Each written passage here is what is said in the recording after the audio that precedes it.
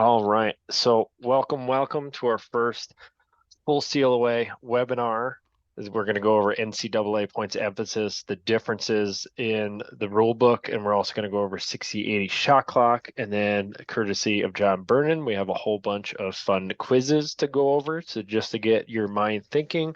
And again, within that kind of idea of don't forget your keys, and even as Dave said, don't forget where your car parked as well. That is already included in the theme. There's a whole bunch of people remind me of that already in the last week, so I like that one. So we'll carry that on with us. So again, we'll just go over a couple housekeeping items as we're doing right now. And then points of emphasis, three-man position and the shot clock. And then we're going to go over the quizzes for the remainder. Only have a handful of slides, under 20 here to go over. Most will be quick as well. And then again, in the quizzes, we open up to any kind of participation and things like that. So without further ado, we're going to keep moving. And again, our idea of don't forget your keys. So some have already talked. We got our new officials out on the field yesterday, which we were really excited about. Got a really good run at one of the local high schools. So got them up and down the field, throwing flags, reporting penalties, all that stuff. Surprisingly, no coaches complained. We had parents boo us on the first penalty report, which I found pretty amusing to say the least. And so again, don't forget your keys, just the logical way we're thinking. And there's a few of them. John and I, and even Steve talked today. Some things that, again, in the NCAA, it's written one way and then we're told a different way. And it's not a massive contradiction, but a lot of what we're told is the logical way versus just adhere strictly to the rules, especially in a game management scenario. So we'll go over all those. These are directly from the NCAA. These are not mine, but just to give you an idea of what the video that came out last October, we feel it's a little bit unnecessary. I'll share the link along with the video of this recording in tomorrow's Arbiter message to everybody. But essentially, they wanted 5 different things to be a point of emphasis on the NCAA side. So that means all of our prep school side. They wanted equipment certification to mean what it means. Again, our cards have everything on the back. And so with that, including now mouthpieces is the most latest video. And we had one scenario of a Division III game down south, where they chased, rightfully so, all 10 players off of the field during the lineup, right? Because not a single player had a mouthpiece. And then what was discovered on video that looked like all 60 people on the roster also didn't have a mouthpiece. So a very, very good call indeed. They also want an emphasis on helmets, and we'll go through that. I know we did that last Sunday, but we're going to go through it again. Uniform adherence, that's mainly about the home team wears a light colored jersey or a white jersey, away team with dark, and then uniform numbers that are contrasting, especially for TV games, officials to be able to see those numbers. GoalNet advertising is not going to be one of ours that we're going to talk about. And then sportsmanship and bench decorum seem to be points of emphasis every year. To go over the other one you might have heard, video review is now available, is almost exclusively within Division I at this point. Not every Division I school is actually using replay. They've had some challenges with it because they don't have clocks burned in or things like that. Easy thing to remember is we are not going to do video review at the high school and the prep level this year.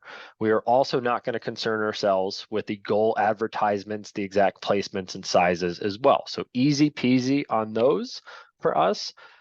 I have now flipped, this is the same slide, but it has a lot of different information. We have now flipped it from the NFHS when we saw in the clinic and we talked about it. So just as a refresher, remember the NFHS is not a technical foul. This is a major difference between the two rule books. So in a high school game, whoever's entitled to the ball gets the ball, the player goes off. If it's a loose ball, goes alternate possession. In college or the NCAA rule book, the helmet goes off. We still have an immediate whistle. That is the same. The player still goes off till the next dead ball, what I'm calling the injury whistle and that injury rule. We now have a technical foul has been committed by the player where the helmet came off. The thought process and the key behind that is simply that that player should have been wearing it correctly. Nothing should cause that helmet to come off. in any circumstance. They should be wearing it and should be able to be pulled off of the helmet. Mr. Nairmore attempted yesterday to pull it off a poor high schooler, and it did not come off very easily because that player was wearing it correctly. Again, think if it is a loose ball, it's a technical foul. We award possession to the other team. So in our scenario, we're going to go through quickly. Team B loses the helmet. Team A gets the ball. If Team B had possession, I'm offense and I have the ball and my helmet comes off because I rolled or dodged or was hit legally and it comes flying off, I now flip the possession, we go to the other team. Now, if Team A has the ball and I am playing defense and my helmet comes off for every reason, we now have a technical foul and my team does not have possession, but the other team does. So now we have a flag down, throw your flag. Team B is going to serve 30 seconds for that, and that player needs to go off. The question then came up, and we're going to address it before you even need to ask it. If the penalty time expires, but a dead ball hasn't occurred, the next dead ball, that player does not get to come back. They do get to substitute that player just as an injury or anything else. Last 10 seconds, that player can sub into that area, right? The penalty in the table area, and then go on. So the team can be even when the penalty time released. That player needs to stay off. It's going to be a little tricky for us, but make sure we note it that trail official and our NCAA should be watching generally for that, right? We don't have to go overly policing it, but just be aware of it, right?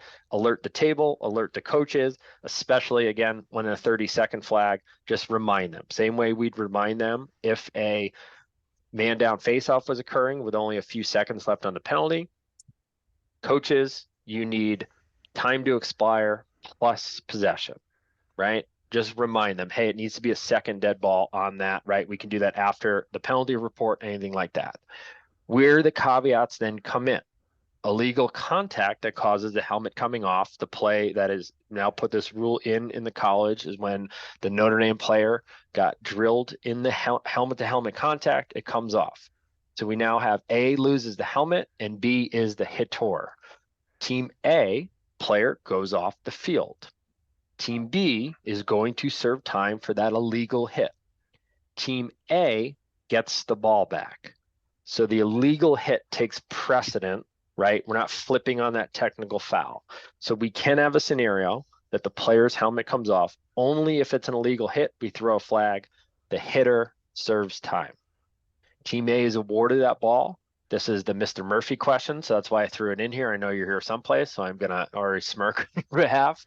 Where does the ball go? The ball goes in a regular spot. So if that ball was going to be in the alley, just like a regular penalty resumption, that's where we start it. If it's up top, it's up top. If it was in the defensive zone, we get to move it to the midfield. So the regular position, just not in the attack area.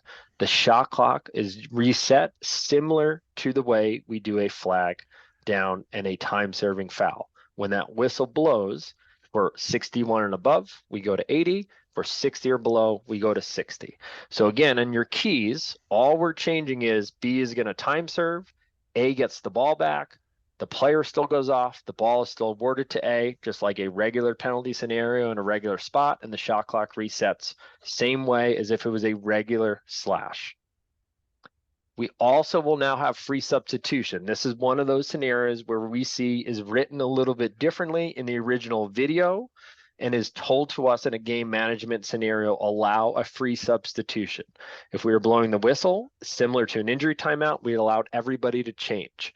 Give that 20 seconds is your benchmark. You don't have to set a timer immediately. You don't have to chase people on and off the field. We're not looking for delayed games. Just make sure it's a little bit expedited, if that makes sense. That player goes off is good. There wants to be a sub on the back end or a player that's down low. Allow them to sub.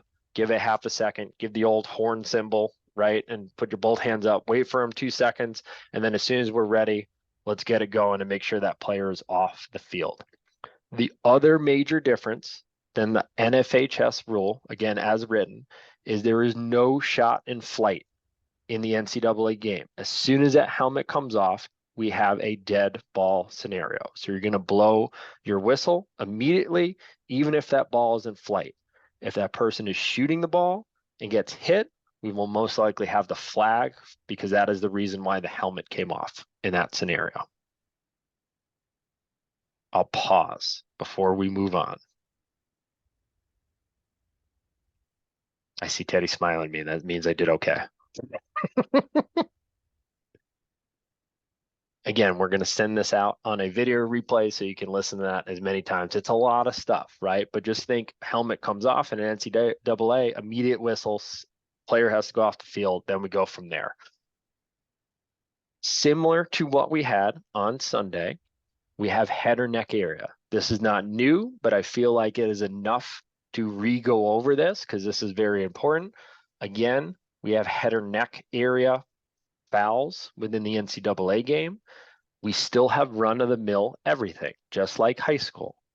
We simply have fewer avenues to go down in the NCAA. It doesn't mean we have zero, but a foul can turn into a head or neck area play. Again, we're going to keep those whittled down to really illegal body checks and cross checks is really what we're looking for on the head or neck area fouls.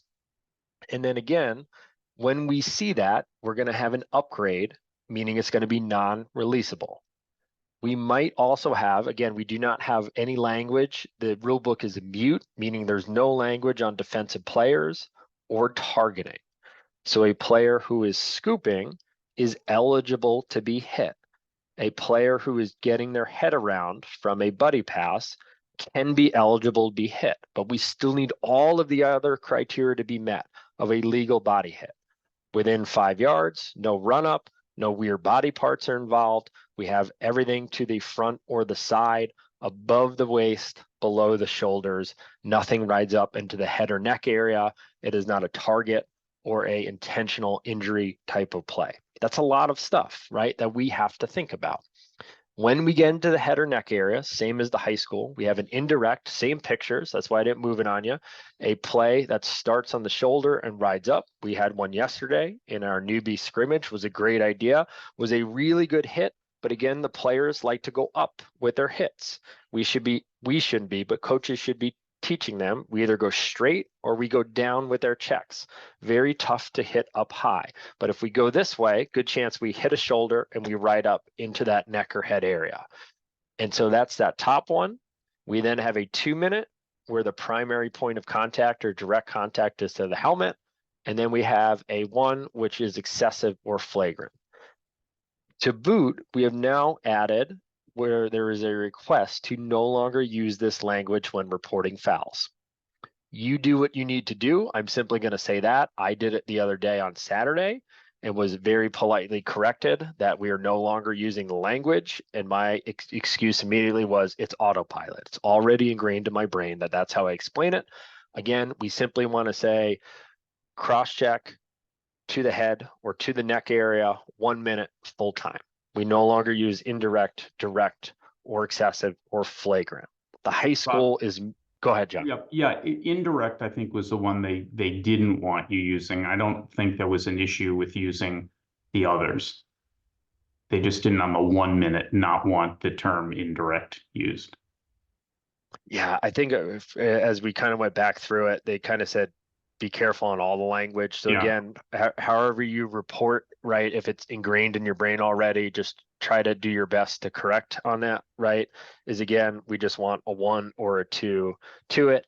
I think we had this discussion on Saturday as an example of it kind of answers the question for the coaches, right? Before we even get to that scenario of they're going to say, well, why is it 1 minute? And you're going to say, well, it started good and rode up. So it's indirect contact, right? Right is going to be your answer, but we want to take that language out. Same thing of why is it 2 minutes? What was a direct head contact, coach? But I can't say direct. So it's contact primarily to the head area in a directional that is direct, right? So again, being a little facetious in my answer, but do the best you can, right?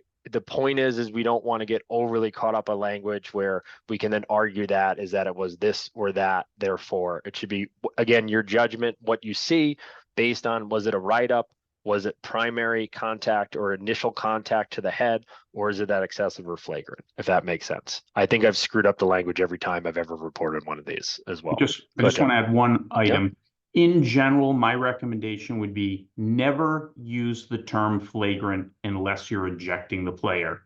because the rule book talks about flagrant misconduct being an expulsion foul. If you're going to use the word flagrant, you should be ejecting.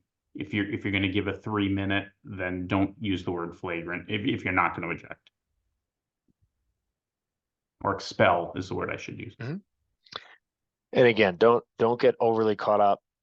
We've had these discussion backs and forth of when you're reporting that penalty, get the major parts of C note correct the best we can, right? If you then say, and if you notice it, just correct it for next time. That's the best thing. If you said indirect on the first one, and if you unfortunately have a second call that, don't use it the second time, right? Help each other out again to be a little bit consistent on that. It's going to take some time to get that one right. Same thing I said on Sunday. The big hit is not out of the game. The big hit is just extremely difficult to execute now. Even in the college game, there's a little bit less of a bar, right, in terms of what makes it legal in the college game, because we no longer have that defenseless or target language. It doesn't mean that we can't have a foul. That is a target. We're just not going to call it that. And we might have a foul again, where if we feel, again, if that player is defenseless and that hit was not legal, we're going to throw it, but we're not simply going to throw it because he was defenseless, if that makes sense. So again, we are in a very gray area. So make sure you wade your way through it on that one. This came up yesterday as one of the questions. So John, even though I cannot stand talking about warding, this is probably my least favorite topic in all 119 pages by far, and a very personal comment at that. But we had the question nonetheless. So John felt it was important, and I agree with him. A two-hand bull dodge in the NCAA is okay. So meaning two hands have to be on the stick, and we see that player going through, but we can have an unnecessary roughness if it's overly violent. If it's also a helmet to helmet hit, we can have a spear. And I think Mr. Murphy had asked that at the clinic. That is a great call to make. We want to protect that defensive player. In high school, we do not have that play anymore. They cannot bull dodge. The bull dodge has effectively been killed out of the game. So it is deemed a ward even if there's two hands on the stick. So just a friendly reminder on those two. It is not 20, 30 years ago. We don't have guys going through. And again, even in the college game, we feel that is overly violent. Again, a violent could just be a collision. If it's overly violent, right, we might talk about what it actually is. We should be throwing a flag on the offensive player. One other quick comment on the spearing. Remember, under NCAA, you can give a 1-minute non-releasable for spearing, whereas in Federation, you have to give 2 or higher non-releasable. Excellent point. We had a comment? Or maybe that was you, Joe. Yeah, I was going to say, Good, so Chris. if a guy was splitting two people and somebody just got straight in front of him and he kind of knocked him over accidentally, would you still? No, we're okay in that. Think of your traditional bull dodge. I'm running. It's a one-on-one. I'm taking the easiest way to identify for me, we're past 5 yards, right? We're getting that downhill dodge. We're coming after a player.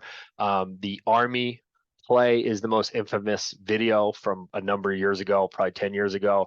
Player is coming from the 45-yard line and makes contact at the 30, had an entire full head of steam, has two hands on his stick, drops his shoulder, hits the player. The defensive player falls back at least 3 miles across the field, and then that Army player shot and scored the game winner, and everybody's up in arms. That's where the rules developed from, is they felt that is a disadvantage where you are, by having two hands on your stick, you're gaining an advantage by being able to go body on stick, or essentially hitting that player, which we would not deem legal in a defensive. We're not going to allow that offensive player to gain that advantage where you're violently trying to disrupt that defender in order to gain that advantage.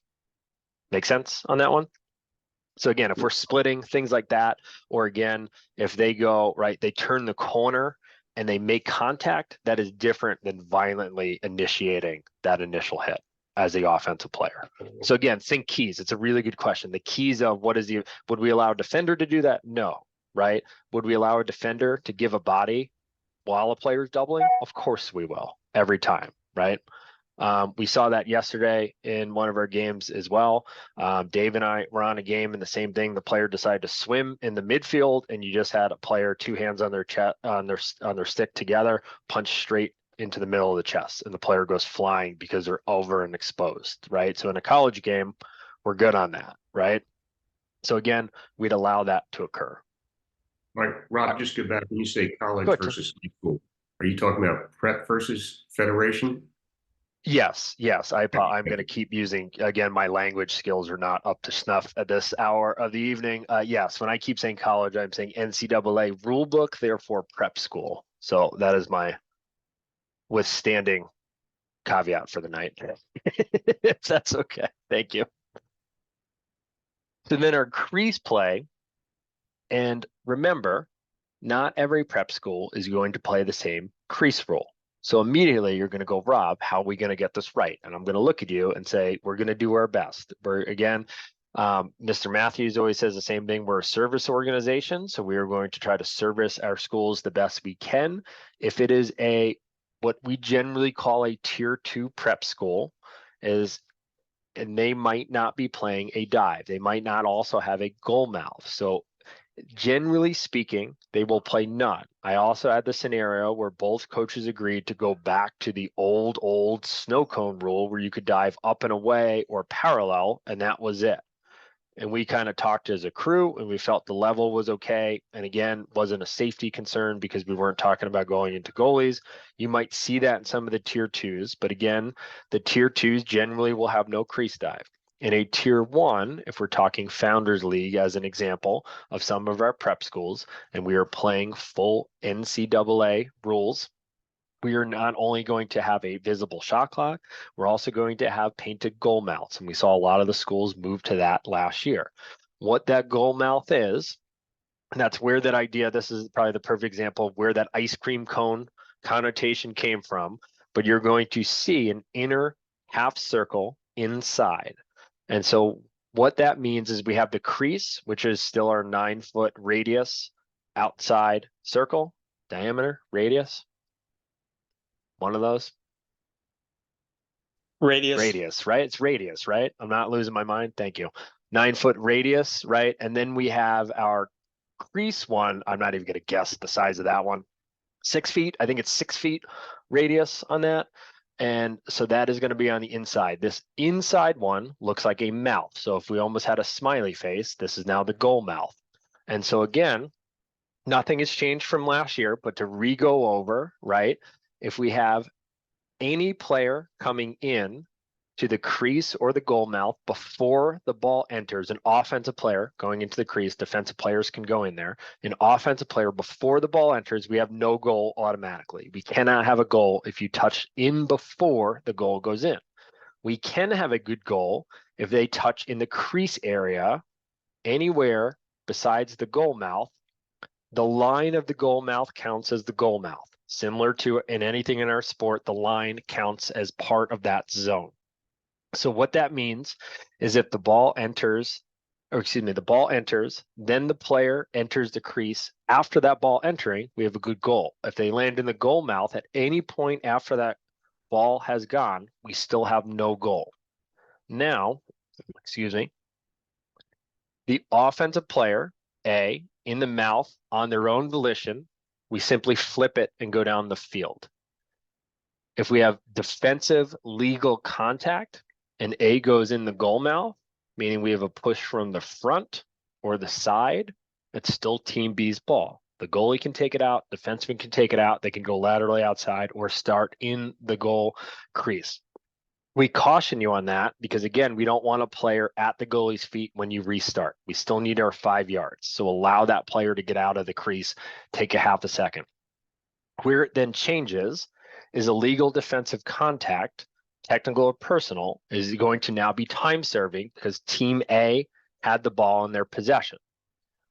You could technically have a loose ball push, but this is going to be very rare where a player is running up, might drop the ball immediately in front of the goal, right? Somehow the ball caroms into the net, and then the player gets pushed into the net. That's technically a loose ball legal push. That's the only scenario I can think of where that is going to occur. Everything else will most likely be illegal contact while the player is in possession. Therefore, we have a flag. Caveats we now have. We could have the goal is good, and then So think goal is scored, player standing there. There was a play from Vermont. That is the reason why we have this. 1 Mississippi, 2 Mississippi. The defensive player blasts the offensive player. Hits them while they're not looking. The goal is already in. They're already celebrating. That player who scored now lands in the goal mouth. By rule, we said no player can be in the goal mouth. They've changed that scenario where that now becomes a multi-minute, non-releasable, unnecessary roughness penalty, because the intention is for that defenseman to not only put that player into the goal mouth to try to get the goal off the board, but also to hurt them, is what we feel every single time. So in that scenario, the goal is scored. We're not talking a bang, bang play. We could still have illegal contact, and that bang, bang play is fine. But a scenario where that defenseman has a late hit and is putting that player into the goal mouth on purpose. Again, that's a judgment call. We're going to still count the goal, and then we have a dead ball foul. So the team that scored gets the ball back, and the team who hit now serves. We then have one other scenario where if we feel the offense, this is judgment, an offensive player who makes direct or deliberate contact with the goalie inside the goal mouth can receive a 1, 2, or 3 minute penalty. The last NILOA quiz came out and noted that only non-releasable penalties were the options in multiple choice. The rule book does state it could be releasable or non-releasable depending on the severity. So again, we're not going to overly comment on that. We're going to try to get a clarification on that. But again, if there's contact, it doesn't have to be a penalty every time. If they are raising the goalie's shoelace at the very edge of the goal mouth, but they still touch in the goal mouth, we might not have a penalty. But if they are taking a line that is directly towards the goalie, so let's say from these players' feet directly at the goalie's feet, and they make contact, we have a 1, 2, or 3 minute foul on that offensive player. Now, to add one more thing to your plate, we can in fact have 2 penalties. The offensive player is taking this line in, and as they're taking that line in, if we feel they're going at a speed where they are taking, again, we are not supposed to use this word, but I will swirl my mouse around on that one. If they are taking a line towards them and they get pushed from behind, we might have no goal, 1 minute non-releasable on the attack player for running into that goalie, and we might have a 30-second push. We generally want to find a scenario where they're uneven. We don't want a 2 minute and a 2 minute. Is usually have more severe than that. We generally want offsetting penalties is the guidance. But again, it is a tough judgment call. Get with your partner. Again, we're in a 3-man. Get behind the cage, get away from the cage, move the players away, discuss it, come up with a decision. I'll pause there. Questions, comments on anything? Rob, Steve Hingy, just wanted, you said you want uneven time? Is that what you were saying? The guidance has been they generally speaking do want uneven time, and the idea is that somebody had a worse foul on the play. That is very tough for, I think this was the High Point Duke game, again, which is a specific video that came out. They felt that player was running full speed directly out of line, and then as they were coming across, they were coming a little bit higher. The defenseman came and then pushed them directly into the goalie, but they felt the initial line and path was horrible. The defenseman play was horrible. And then they had a scenario where everybody was evened up. And they kind of said, well, is it my guy getting creamed that's at fault? Or is it kind of the player who put himself in the scenario? They have an onus to not even go near that goalie to begin with. So they felt that an uneven is a better scenario. Again, you may have a scenario where you feel in your mind and your judgment that it is completely even. You can still go with that. They generally want 2 differentials, so that way we're clarifying who was more in the wrong between that play. But we can have 2 wrongs. They don't make even penalties every time, if that makes sense. Got it. Thanks. Yep, absolutely. I have a Just question go about ahead. Yeah. Go losing ahead. your stick in the crease. So this happened to me last year. Good play, legal check. A loses his stick in the crease, but you can't reach it. You can't get it. So under what conditions Does he just have to run off because he doesn't have a stick? He's no longer a player. Yes, I kind of, and I'll allow John to weigh in if needed to this. I think we have determined that he needs to run off. If it is happening completely beyond the play, I think I'm probably allowing him to reach and get it. And if his foot touches that line, I'm not throwing a flag, especially if I'm standing there, if that makes sense. Thank you, ma'am. And if the stick is interfering with the goalie doing his job, you're going to kill it anyway. If the offensive player loses Right. the stick and it's preventing him from, it's getting in the way of the goalie.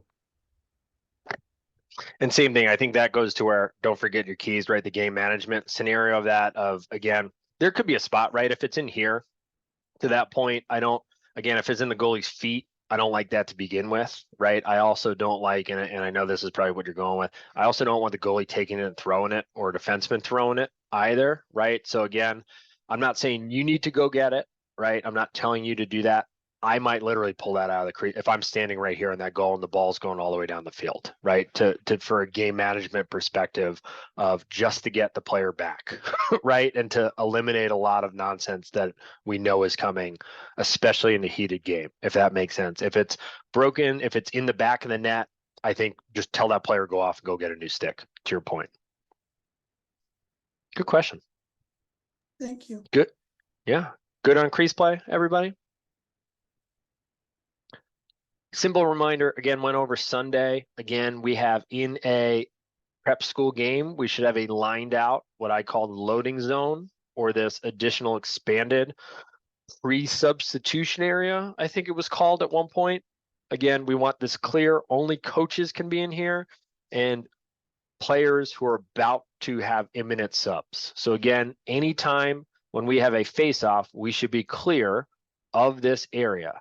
To that same point, I will also move players out. We've also seen what happens is they stand behind, and then we have a ton of players crowding here.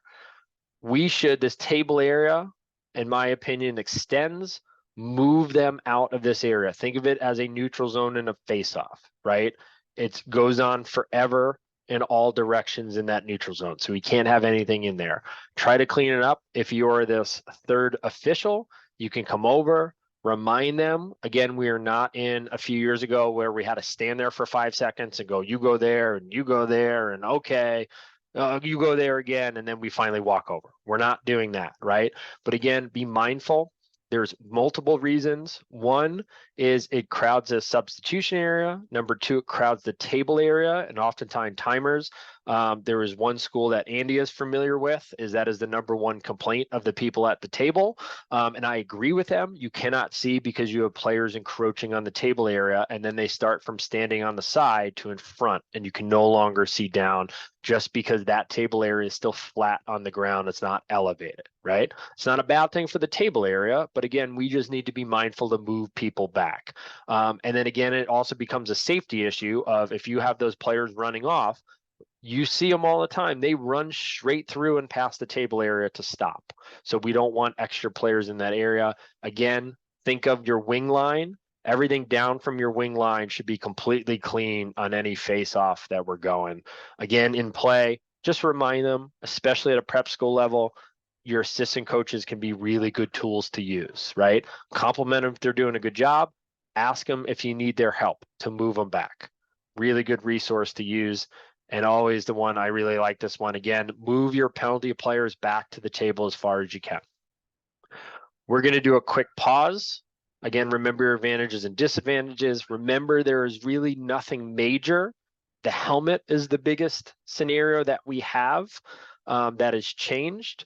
Everything else is from last year in the prep school, and let's use our keys. We're going to pause. We got a couple other items, then we'll go into the quizzes. Anybody have anything? Rob, you had a question in the chat. Yeah, go ahead. Andrew was asking about the home team being white and what the prep schools are doing that. I don't have the answer, but typically, if I remember correctly, the home team has used the dark colors and the away teams have used the light colors in prep schools, the opposite of the NCAA book. I don't anticipate them changing that, but I don't have the latest on that. So that's correct. That's why I brought it up. So if we're going to have to enforce that color rule, And we need to get communication out to the ADs of the founders leagues and the schools that white is home, dark is away. Yeah, I don't think, and again, I won't say that this is gospel coming out of my mouth, and Steve, I'll look for a head nod or a nod on this one. I don't think uniform color to me, I think if both teams agree, that is a very normal thing that coaches can agree on that does not affect safety, in my opinion. So I'm okay if they pick whatever they pick, as long as they're in contrasting colors. Rob, I had a communication from the founders is now called West One, I think. The only rules that they talked about was the goal nets, the advertising, and the video replay. Those are the two rules they won't be having in the prep school game. Nothing was said about uniforms, but I'm going to turn the communication over to you at a point. But if I do get a communication, I'll remind them of that to tell us what they're going to do. Yeah, and again, I'm thinking logically game management. You show up 10 minutes before, it should be more, but if we show up 10 minutes to a prep school game, we're not going to tell them to go to the bus and go change, right? To that point, we're playing that game. I think the objective is they have contrasting jerseys so we can tell one team from the other. I think that's more critical. I would agree. I see the one other one from Chris in the chat here. Offensive player shoots while in the air, scores, lands in the crease, and rolls to the goal mouth. We still have no goal. They have to remain out of the goal mouth at all times, even after the goal is scored. We've seen that multiple times in any of the TV games, is just how I phrase it. We had one the other day too. Same thing. Player was super good, stepped in the crease, and then literally took one more foot, like within 1 second, directly in the goal mouth, and then came back out. Kind of bowed. We have no goal in that scenario. We're still watching where they land. Again, the idea is that goal mouth is 100% for the goalies, really, unless that it's a illegal hit by the defense. We don't want to advantage the defense for hitting a player into that goal mouth area. And that's the point. And you'll see a lot on TV where they dive and then they slide into the goal mouth. No goal. Yep. Awesome. So we'll keep moving. A couple other items, and we're going to get to the quizzes in a second here. Just as a friendly reminder, we're going to go over mechanics in 2 weeks. Again, I'll put dates out in the Arbiter message tomorrow. But again, just a lineup question. This was good. Somebody had asked in a 3-man earlier this year already. So again, our umpire will get the away team.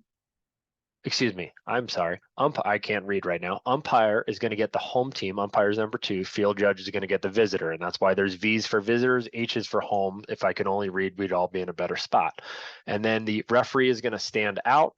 Again, I like going to the left of the field because that's the position I actually like going this way just simply because this is where I'm going to stand for the lineup as well, because this is the natural position, the R. The umpire gets to stand here. This will be their spot. And then the field judge, which is usually the young guy gets to run the most amount of yards away, in my opinion. But it doesn't matter which way you face. Some people like football who do football like facing the scoreboard, whatever the R's decide, umpire, field judge, just move around, or umpire, grab your field judge and bring them with you. Home team will always face in. Visitors will always face out. Then we'll do our coin toss. Once we've determined what goal, then we put backs to the net, we shall defend. Same idea. Again, I like simply having the R go here because they're going to be on this side anyway. It's a very awkward dance, in my opinion.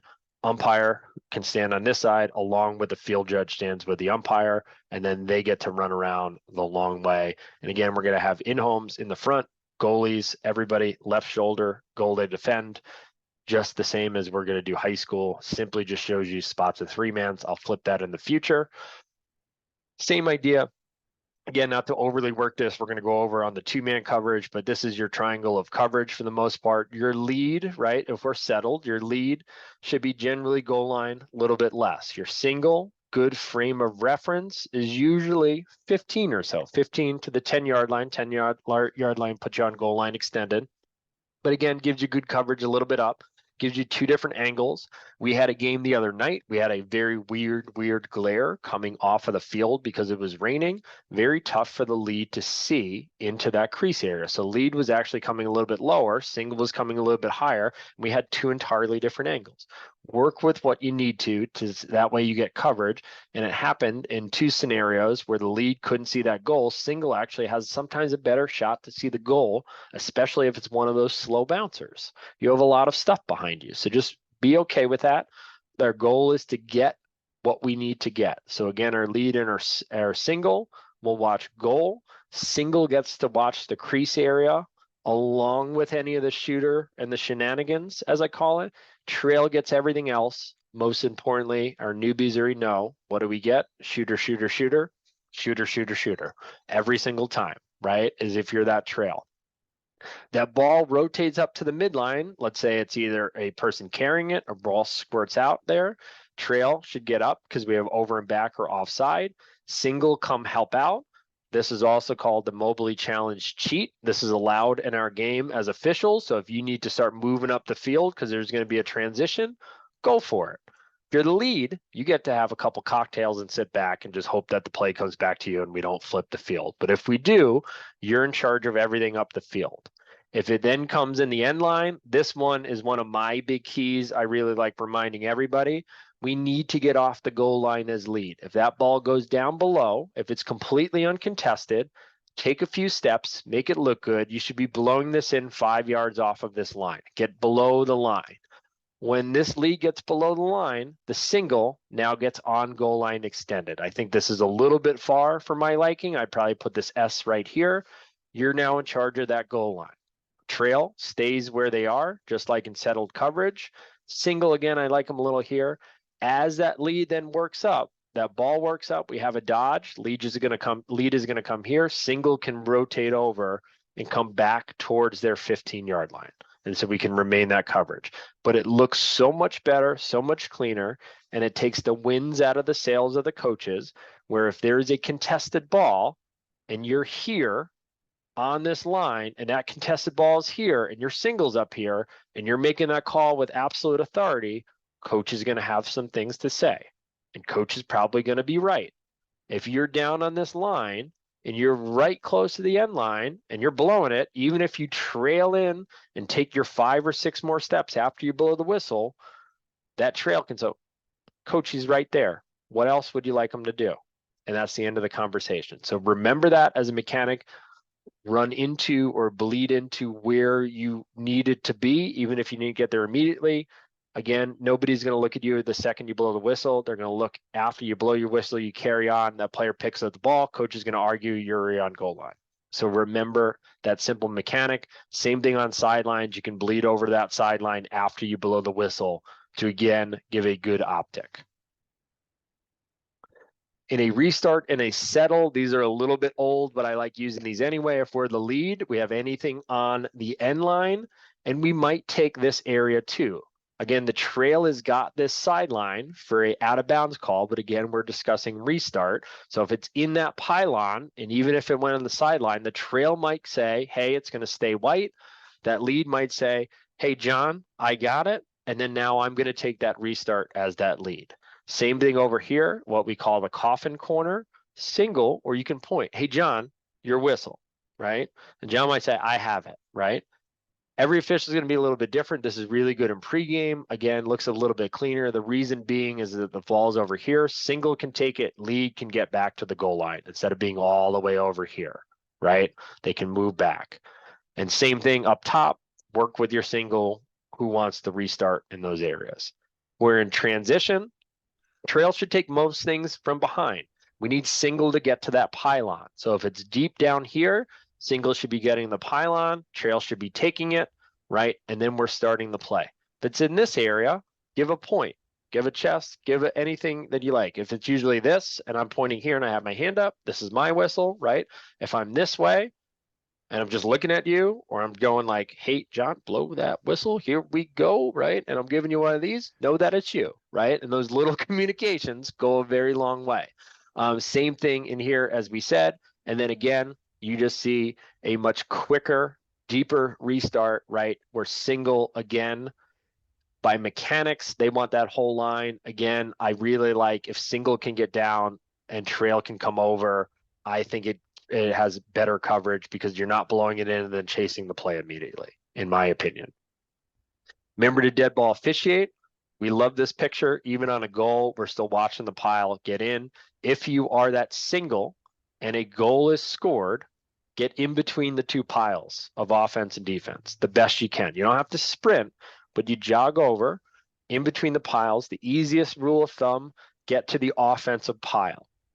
Why? Offensive pile usually talks the most amount of trash. Who would have thought, right? They just do it every time because they have to say, oh, you can't play D on me. You're terrible. You can't hold my jockstrap. It's the same lines that you said as players, that we've heard as officials, that still go on today, right? So if you get to that pile, there's a very good chance, similar to a teacher, a student will not usually yell and curse in front of a teacher most times, right?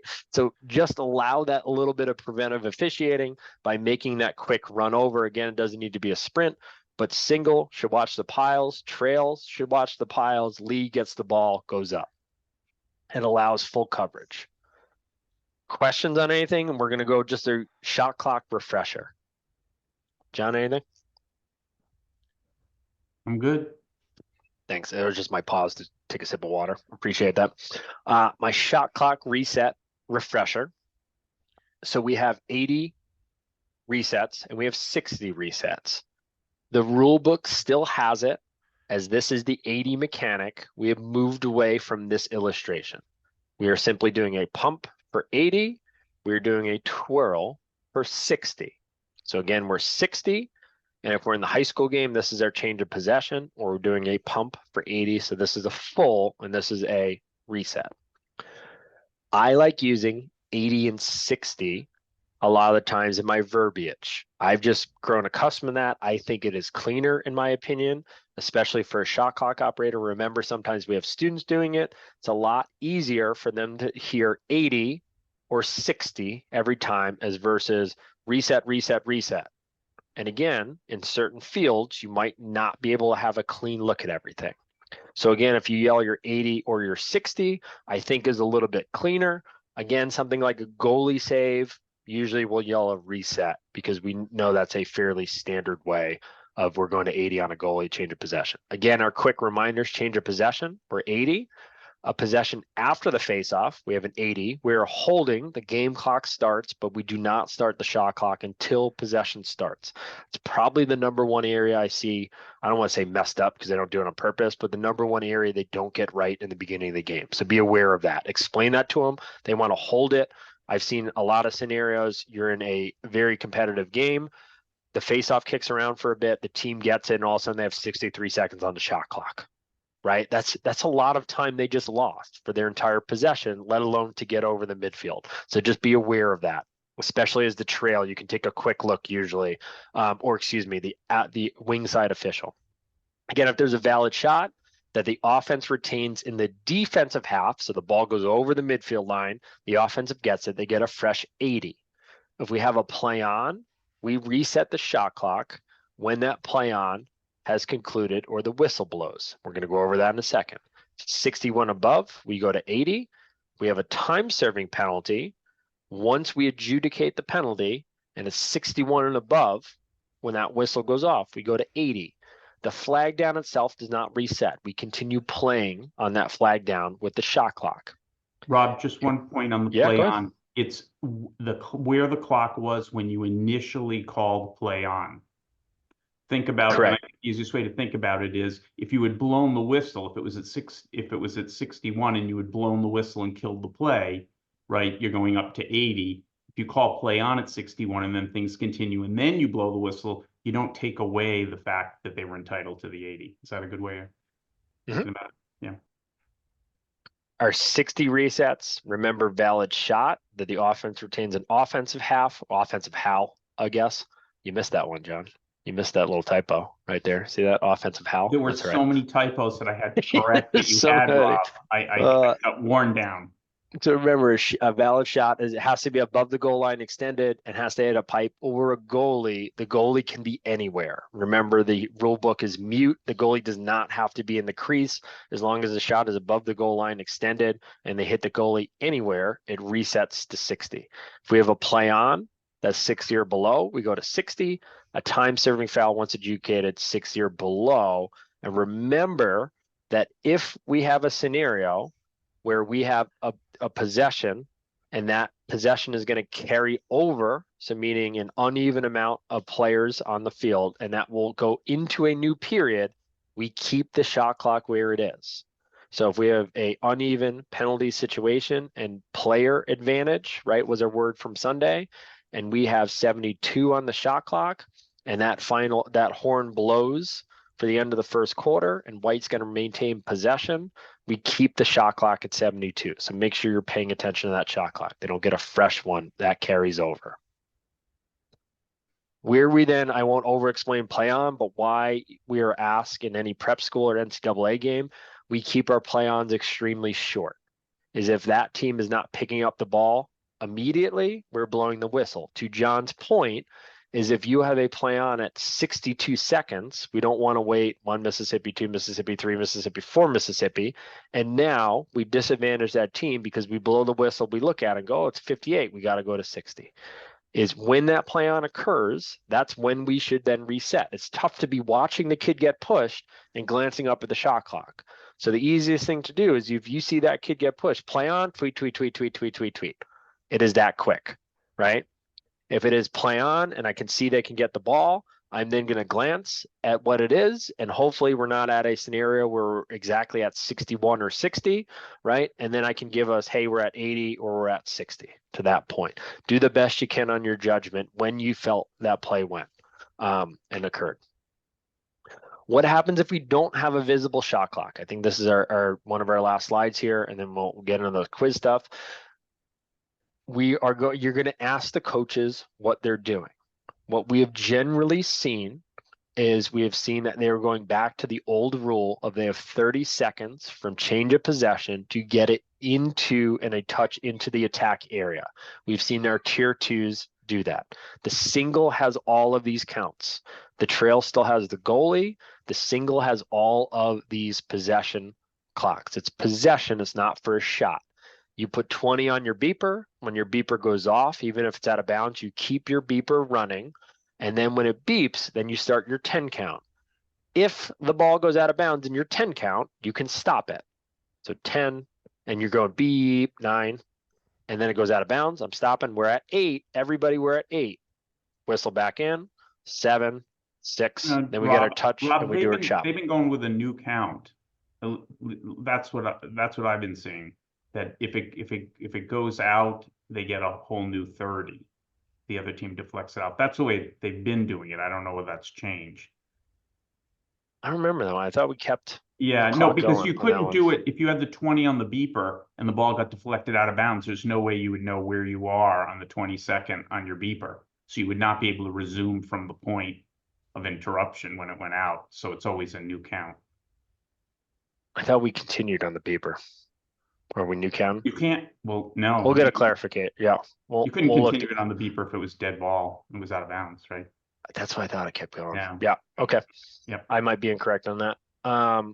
Again, if we have a visible shot clock, remember we need to be over that midline at 60 and then are over and back. So we have a failure to advance at 60 seconds. If we're not over, the ball is not over that plane, right? And then we have over and back automatically put on.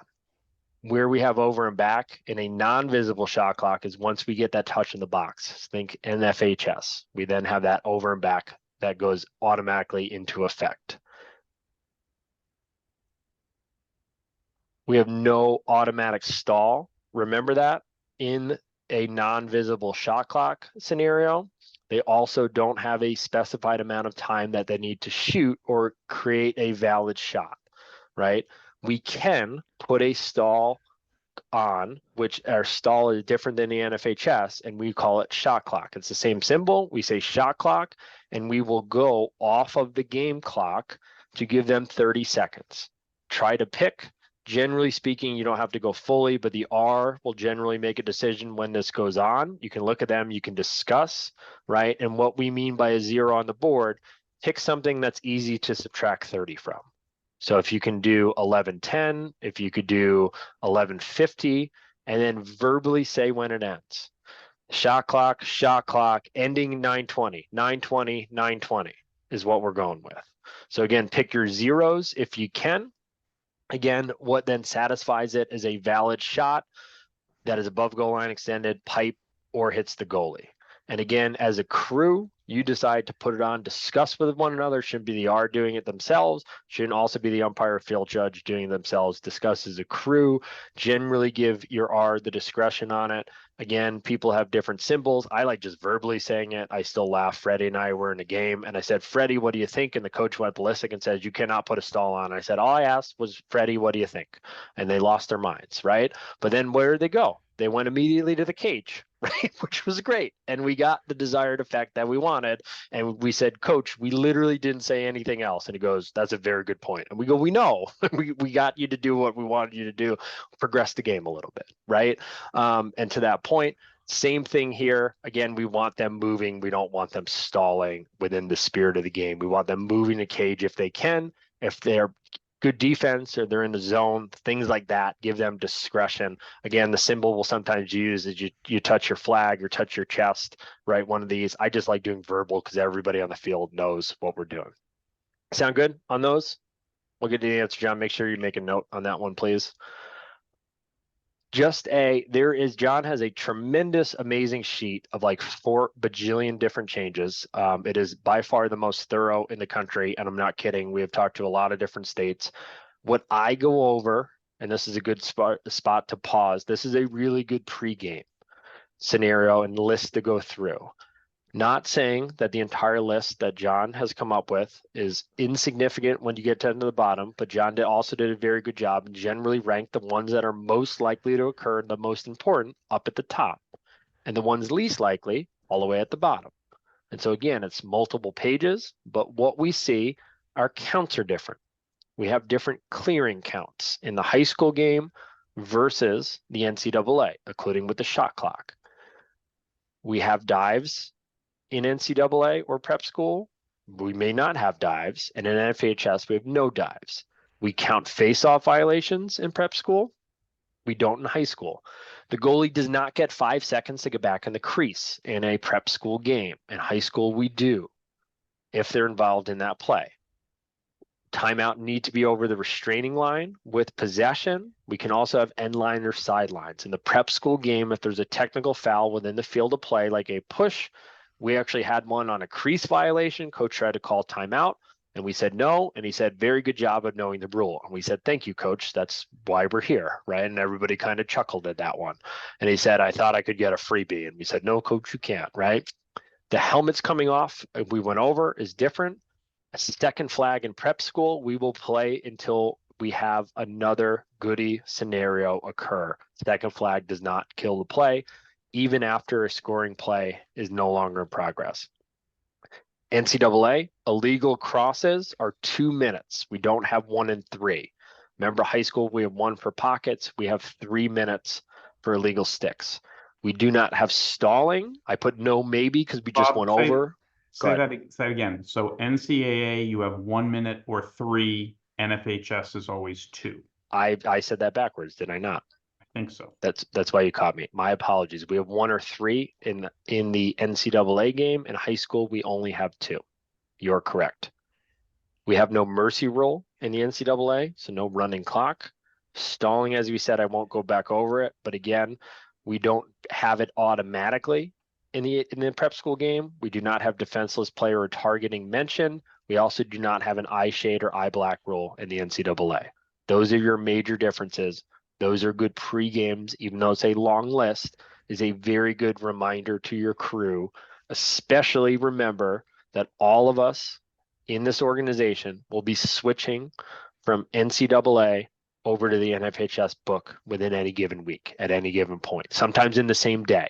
We might go from one game to the other. So remind your crew of those areas. We'll pause there. Questions on anything? Yeah, I just had a question. I knew the second flag doesn't automatically stop the play, but second flag is still automatically time serving, correct?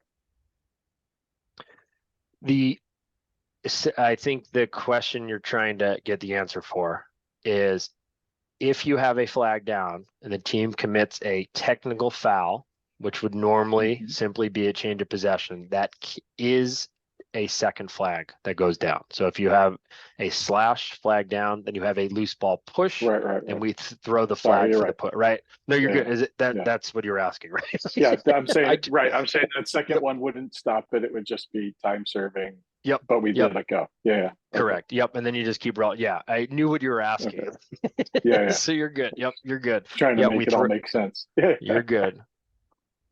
All right. So at this point, we're going to go through the quiz on that one. So again, we'll always offer the option of if you want to watch the recording and if you want to jump off now, if you just want to jump off and not watch the recording, either is fine with us. But we're going to go through the 2 quizzes that John did now and go through all of them. So again, if you want to hang out, more than welcome to. If you don't, we're not offended. We know we're too pretty to look at for over an hour. We get it. Most of you didn't laugh at that. That's okay. All right. So the first one. So again, John had on that Google Drive. We have all these. I'm going to give you the multi-choice. We're purposely going to go through these. Feel free if you want to unmute and talk about these. But again, we're going to go through and give an answer for both NCAA and NFHS. Some might be John as a evil human being, and some might be the same answer. Some might be different answers. He's just here to get a rise out of you to make sure that you know everything in these books. Goalkeeper A1 with possession of the ball brings the cross back through the plane of the goal, and then the ball drops to the ground beyond the goal. What do we have in an NCAA game or a prep school game? Goal. Goal. Gary's got it. Excellent. What do we have in NFHS?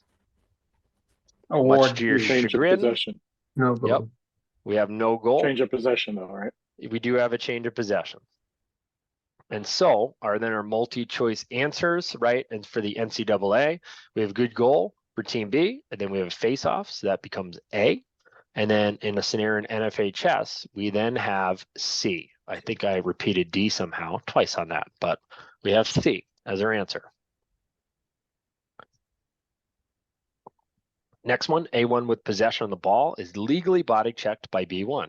A1's helmet comes flying off, and while A1 still has possession of the ball, what do we have in NCAA? Whistle. A off. A goes off, and then who Yeah. gets the ball? B. Correct, right? We flip because we have a technical foul in the NCAA. In the NFHS, what do we have? What comes first? Whistle. Whistle. A goes He's off, got but A keeps the ball. A keeps the ball. Correct. Excellent job. So same Unless thing, there's we're a shot. Yeah, just don't get in that scenario, Andy, and we're good. That's Didn't Right, say there yeah, was a shot though. It was not in the Correct. situation. no shot. I very personal opinion. I hope they do change that to just match. Yeah, I think that is a very not good safety thing, in my opinion. You should just kill it no matter what. Because then you also have a kid who just scored a goal who's going to jump up without a helmet off, and you might have a defenseman who's not very happy with him, or an attackman who's not very happy with said defenseman who knocked his helmet off, and now somebody doesn't have it, and it's a bad scenario, in my opinion. So NCAA is B and NFHS is A for number 2. Yes. Excellent. Yes. Loose ball. A1 is legally body checked by B1, and A1's helmet comes off. NCAA. Technical foul. And B's ball. Yep. So we flip it. So it goes to B. In NFHS, we have a loose ball helmet. What is it? AP. AP. So stop play immediately. That player has to go off. John, the answers, please. NCAA is B and NFHS is C. Yes. A1 has possession of the ball. B1 initiates direct contact to the head of A1 via cross-check and is not excessively violent. As a result, A1 helmet comes off. NCAA. Foul by B. B. A gets the ball. A time serving foul by B. A gets the ball. A does get the ball back. And And where A does is player cool. A have to go? A1 still goes off the field. Yep. Goes off. Excellent. And an NFHS. You have a foul. I think you want to show the multiple choice on that one, Rob. Not a problem. What do I have? B. They play cross check and there's another similar board B, and they must leave the field. It would be B. B again, both of them, right? Nope. No, it's B. No. What? NCAA is B, right? Direct Yeah, we contact is 2 minutes non-releasable, but Right. NFHS, Is B. nope. It was a It's direct hit. C, direct contact to the head under NFHS is 2 or 3 minutes non-releasable. So the NFHS ruling is C. Okay. Any direct contact is 2 or 3. They did screw up one of their PowerPoints, USA Lacrosse, when they were making this, and then they corrected it later on in the PowerPoint. But basically, direct contact to the head in NFHS is 2 or 3. Added that little bit. Good question. B1 makes a You get legal another hit. job writing tests soon, so Sorry? you can get another job writing Yeah, tests yeah, too. yeah. Andy, don't tell anybody. We actually got hired by the SAT. So We talked B1 about that for makes- years. B1 makes a legal hit to the chest of A1, which then slides up to A1's head or neck. The contact with the head is not deliberate or with undue force. NCA, it's a slide up. Still a foul on B. Mhm. A goes off. And Yeah. It's a We got- problem. B Yep, just serves flag- 1 flag minute. We down. don't say anything about whether it being indirect, direct, or flagrant. Yep. So we have, a legal body check, right?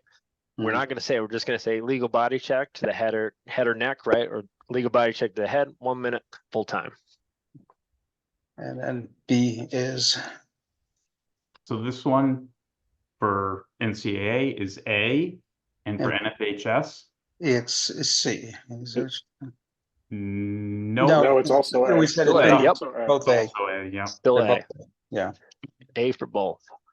And then we got B1 holds the ball carrier, A1. So we throw a flag. We now have a slow whistle scenario. A1 shoots and scores. After the goal, the coach of Team B requests an equipment check of A1.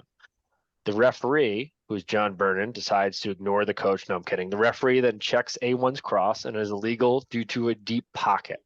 You better show the answers on this one because there's a lot going on. Yes, sir. So we have no goal. Yeah. So let's work through our keys. So the first thing we have Let's a do contested NCAA We'll first. do NCA. So we have a A- contested stick, right?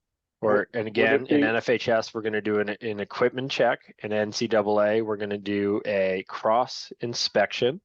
We then Mhm. find it's illegal. So the first thing we have to do is take the goal off of the board. And now we look Yep. at each other and we go, oh man, we got a whole bunch of stuff. Right. So wouldn't it be A. A, B serves A. a 30-second, A serves a minute, but since A's is more severe, B gets the ball. And Correct. A's was the dead ball anyway. Yes. Correct. So This we is can when be I fixed. screw up at Glastonbury, so. Yeah. And then what's the Serves- difference in serves us 30. NFHS? Okay, before, stay with the first scenario. Yep, you're good. Where does the ball go? Ball goes to the, as I was gonna say, we said it goes to B at the relative spot. Do they get to And move for- up? Because they're simultaneous fouls. So You can put it Why- right outside right outside the box and the. so it's going to outside, it's no, it's given outside the No, attack. Yeah, goalie. you'd go to center field because again, you'd be face off pending and so again, we'd have face off Oh, right. pending and then that It's dead not- ball. Well, then go Steve, from it's there. not simultaneous fouls. One's a dead ball foul. correct. That's So right, this, Andrew. so the dead ball, the stick check or the equipment check is a dead ball. Correct. So- Correct. It goes to it goes to B. And they Well, get it depends on the midfield time, line. right?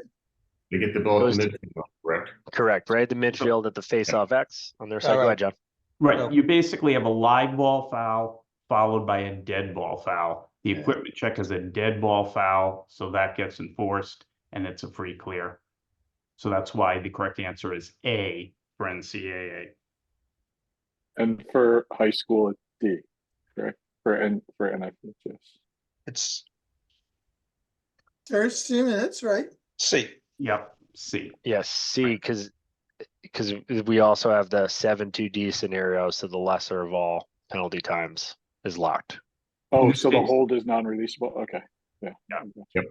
Minimum. Remember, Yeah, if you have all penalties that occur from the time of the first foul until the whistle restarting play, the largest common penalty time is non-releasable. In this case, that makes the 30 seconds non-releasable. The stick penalties are non-releasable anyway, so everything turns out to be non-releasable. So NCAA is A and NFHS is C. I had that.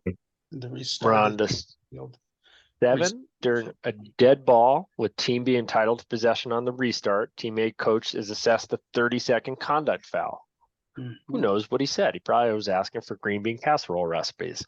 The referee, after reporting the penalty, assesses the teammate coach an additional 1 minute unsportsmanlike conduct penalty for continuing to argue in a maligning fashion. Wanted to know where his keys were. Just said, I can't find my wallet or know where my car is parked. Please help me. Or I'm helping you out. So in NCAA, what do we have? John, I'm going to let you take all of this because Okay, this is a so lot. in NCAA, I'll give you a hint. The answer is the same under both sets of rules. Okay, Well, and the question is whether you have one player serving the penalty or you have two separate players. correct. That's the purpose of the question. That's exactly it. And And so who's is your it- guy? Was it Winslow? And it, Yes, yeah, Ed Winslow back in the day had, and this is how I remember this rule. He talked about a coach who was arguing with him and he threw a flag and the coach kept arguing. He threw a second flag and the coach kept arguing and he threw his hat. And he said, "Coach, keep on going. I'll take all 10 off the field." And it's just a quick reminder that when the coach gets multiple penalties like this, you take additional players off the field. You do not add the time on to the original player. correct. So the correct answer is You have in home 30, and then you have an additional attackman playing, serving a minute right. It's going to non-releasable? be C. and all C. non-releasable. Yep. Because the Exactly. conduct can be released, right? So again, use your tools, right? And try it the best you can to get out of that scenario before we're there. Wait, But did you say? you have your tools Did if you you just need. say conduct can be released? No. Yep, Yes. Well, Yep, the conduct's conduct can be releasable. released. Yeah, it's a releasable penalty. I'm sorry. Yeah. Yeah. and then So A2 is because the unsportsmanlike conduct is non-releasable. Oh, okay. And All just- right. These So are the fouls first- by the same team, so Right.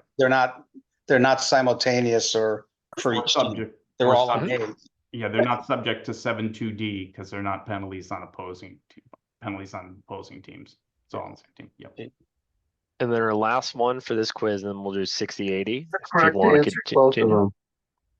What was that, Parker? What What do you were got? the both answers for both of them? Was it C. C? It was, okay. 7C. Yep, C is in Yep. Charlie. Team A has possession of the ball in its offensive end between the midline and the restraining line. Notice where the ball is.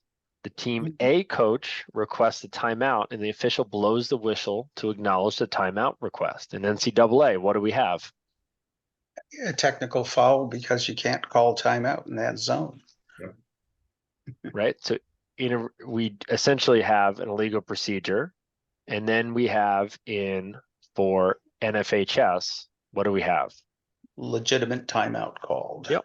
And then D, so I didn't space those correctly. So C and Yeah, D. you forgot the D you left out. Right? Oh, there it is. Yeah, Okay. it's just I just forgot to it's with- space it. It's up there. Okay, so NCAA is C and NFHS is D. And That was the same. yep, but no, they're different. So again, in NCAA is they cannot call until they're over the restraining line. So remember, he's in between the midfield and restraining line, so they cannot call a timeout. So if you blow the whistle, it now becomes an illegal procedure. And then in NFHS, they can have the timeout anywhere on the field. Also remember my quick key before then we move on to the next one, or if we have any discussion on this, of if you realize that ball was maybe at the 32-yard line, a minute and 50 seconds into the timeout, we're going to stay with that timeout. You granted it, you haven't realized it, we're good. If they're in that area, we always want to give the benefit of the doubt to the coach. Is that especially if that player is running into or past that restraining line, and you're at the 31.5 when it's granted, we're going to give it to them. We're not going to split hairs over that. But to the point of the question, if we're at the 50-yard line and that pole or goalie is coming across the midline, is it under a lot of duress and coach is yelling timeout, timeout, timeout, timeout, and all the players stop, now we have a disadvantage. Now we're going the other way if we catch it. It's One all other- right to catch it late too. Trail, you sometimes have a better look because remember, if it's that play's going down and lead is in a frantic because coach is yelling at him, you're trying to see what's going on. If you're those off-ball officials, even though it's in the middle zones, we might have a better look of, hey, I can remember where this timeout is called. So it's okay to bail your partner out. One very nitpicky, if you just go back one for a sec, Yep. on the timeout, well, it'll happen in Rob's games because everything happens in Rob's games. That's so Literally. true. Technically, I don't want anything. I just want normal games that just end you with want like it, but it 10 to doesn't happen. The 10 to 8, the no other little penalties. piece, the other little piece to the rule on NCAA is, yes, you have to be beyond the restraining line, which means that you can be in the box or in the alley, and you have to have 1 foot on the ground. They changed that rule some years ago because they did not want a player who was diving and was in the air to be able to call a timeout like I guess they can do in basketball. Again, it'll only happen in Rob's game, but if you're working with Rob, Yeah. definitely go over this rule because it'll happen. Okay. Just a fun fact this week, I had 3 games in a row that I didn't throw a flag. So just remember that at some point. I think it's a new world record. Yeah, but And then we worked last night. I threw about 80 flags, so I made up for it very quickly in my karma count. So again, just quick questions on this. If you're hopping off, we're going to do 60-80 as well. There's 6 more questions we'll go through, but just a quick slide on it as well. So if you're jumping off, good luck on the 23rd for any of the people doing jamborees. Again, our 60-80 clock. So this is specific to NCAA rules and prep rules and our over and backs. 6 questions, or excuse me, I think you got 7 to go through. Team A. So we'll jump right And in. Steve, Team A you're not has allowed. Steve, you're not allowed to answer these because you know all these. I'll mute. Team A has the ball and it's offensive end. B1 slashes A1. A1 shoots the ball, goes over the goal, out of bounds on the end line. The shot clock is at 65 seconds when the whistle blows. What's happening in the game?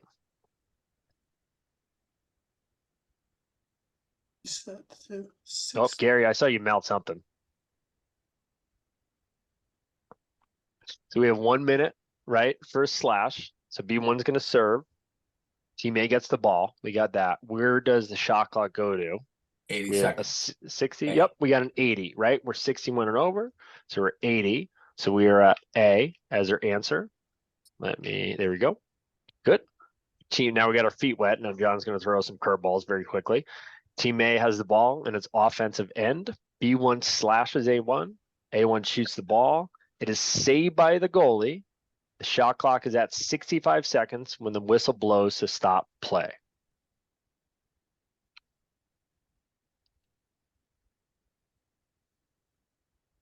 So B1 serves, Team A's ball. What do we have? H. A. Because that's 65. So reset the shot clock to 80. No, this is No? a tricky one. Ah, I told you a curveball was coming. I told you. I gave you a know, heads you up. warned me. You warned Well, me. here's the thing. There was a valid shot, right? There was a shot taken and the goalie saved it. So there was a valid shot. And when you kill the play, because there was the valid shot, you're going to reset to 60.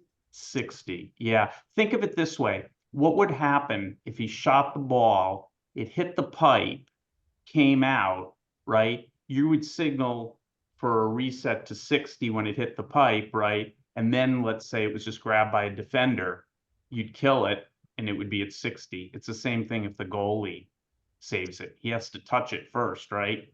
Which is your reset and he gains possession. So the reset is to 60 because there was the valid shot. And the other one to remember is to the same point. This is the one scenario where a team can lose time off of the shot clock on a reset. So if the easiest scenario, and this is one of the first ones that we saw with video, was face-off player gets the ball. They're running down the field on a fast break. They get slashed. They shoot It hits the goalie, it goes out of bounds. We have a 60, and now we kill it because they're goodies of of out of bounds. We now killed it. So we have a 60 reset, tweet, tweet, tweet. We also have a time serve, go report the penalty. We look at the shot clock and we're 60. So if we, in that same scenario, the only thing we change is team wins the faceoff, runs down the field. They do not get slashed. They take a shot, it hits the goalie or the pipe and goes out of bounds. We have a 60. And it's their ball on the restart. The only time they lose time on the shot clock. I said that weird. It's the only scenario where they lose time on the shot clock. If you take a valid shot at any point and it hits a pipe or a goalie, it always goes to 60, even if you're above. Yeah, the only time that wouldn't happen, I guess, is if you shot, it hit the pipe and went all the way back to the defensive end. Then you'd go to 80, but that. Team A has the ball in its offensive half. Ball is loose. B1 pushes A1. Shot clock's at 62 when the official signals play on. Team A is unable to pick up the ball, and the official blows his whistle when the shot clock is 59 seconds. I already yelled at burn-in because I said on my crew this would never happen, and why? So ball goes to A, right, on the loose ball. And where do we reset to? It's your ruling, you go to 80. Yep, by 80, because we do it on the play on. And this is why I yell at John, right, of why our play on should be so quick. Because this is a scenario. We don't want to disadvantage the team. Play on. Oh, tweet, tweet, tweet, tweet. Oh, 59, 6, right? I don't want that. Right? Nobody wants that because then you're getting screamed at. Hey, you should have blown the whistle. We weren't going to pick up the ball. Right? So we have play on, tweet, tweet, tweet, tweet. I'm still at 62, 61 when I'm blowing my whistle. I'm good to pump up. Hey, we got a loose push, white, 80. Nice and loud and clear. Now we're ready. This is the Alex Trudenick question. Because he would go, play on. Good, John. You got something? Oh, yeah. So the answer is B. You do go to 80 because on a play on, it's based on when the play on's called, not when you kill the play on.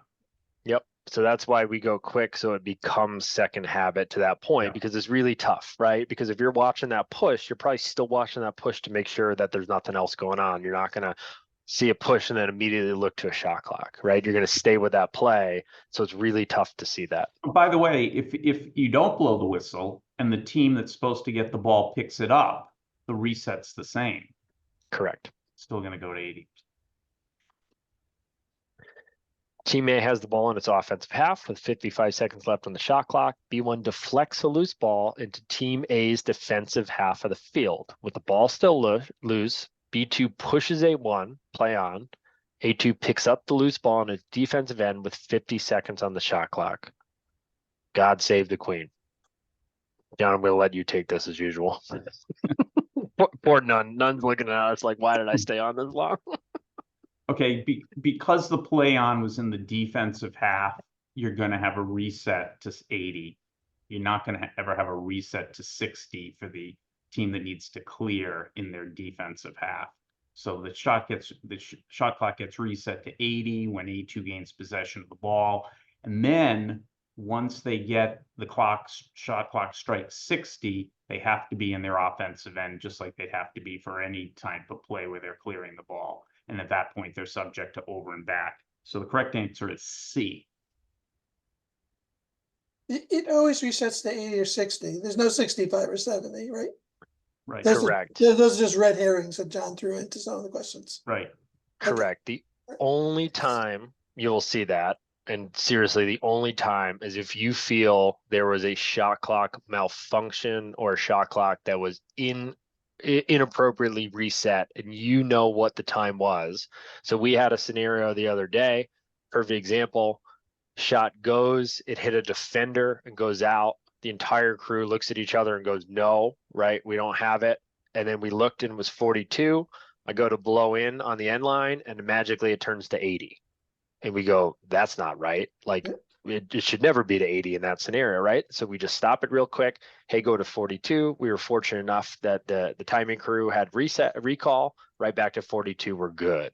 So in that scenario, we can reset it to 42 because we have prior knowledge. That's what it is. Outside of that, to your point, is 100% correct.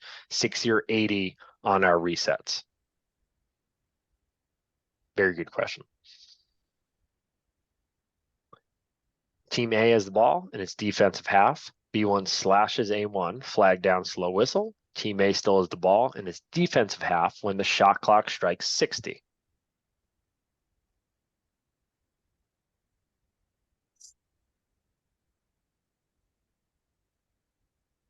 John's throwing change it up, screwballs, fork balls at you. Good So luck. the idea is you've got a flag down, but A was unable to get the ball across midfield at 60. So what do you got? Right.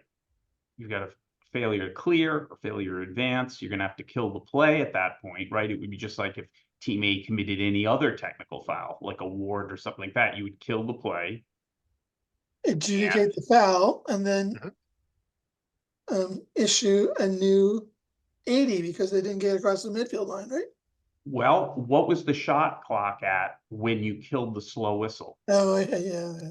Yeah, 60. Yep. So it goes back. 61 rule. It's like driving 55. Yeah, exactly. Yep. So, yep. So it goes to 60 because you're killing that, and most of the time the shot clock operator probably isn't aware of that. So it's gonna hit 60. You go tweet. It's probably gonna tick down to 59 to help you out, right? Because you're gonna see 59. The coach is gonna see 59. We're going to 60. that is a weird one. So that's why I threw it in. It's sort of similar to the goalkeeper making the stop, and then you go to, even though you're above 60. Yeah. You know, it's kind of a similar. Yep. The weird ones that unfortunately happen way too often. Right? The weird become the norm. All right, 2 more to go. Team A is the ball on its offensive end and takes a valid shot, which hits the goal pipe with 50 seconds left on the shot clock, deflects back to Team A's defensive half of the field. A1 picks up the ball in the defensive half.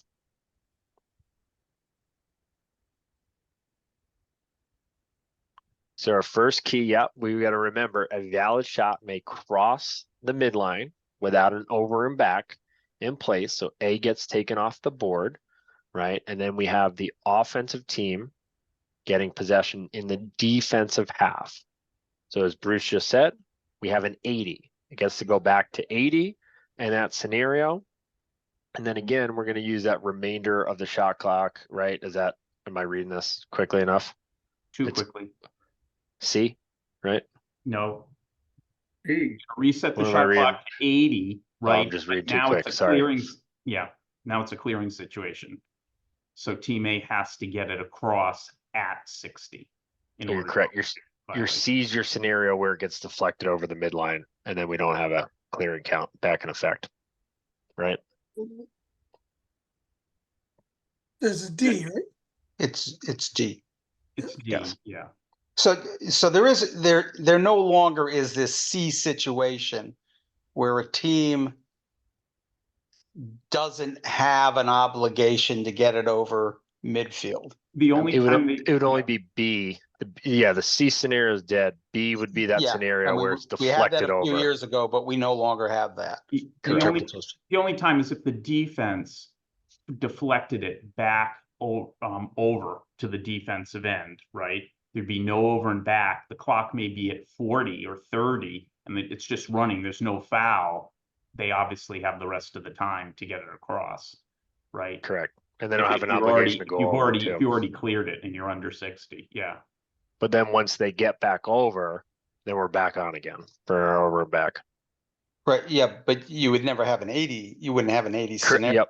It would just be you'd be under that 60. You wouldn't even reset in that scenario. Right. You just keep it rolling. Yep. Got it.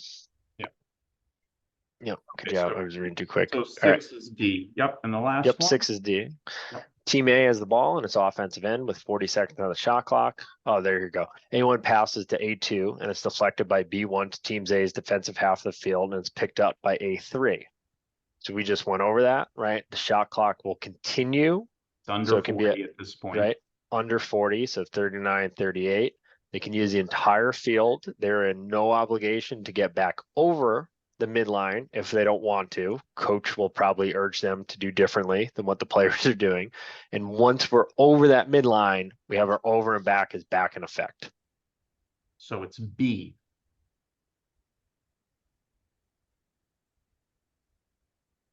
You don't have any fouls that have occurred here. You just have a defensive deflection. So it's no over and back because it last touched the defense. Clock's under 60 at this point in the defensive end.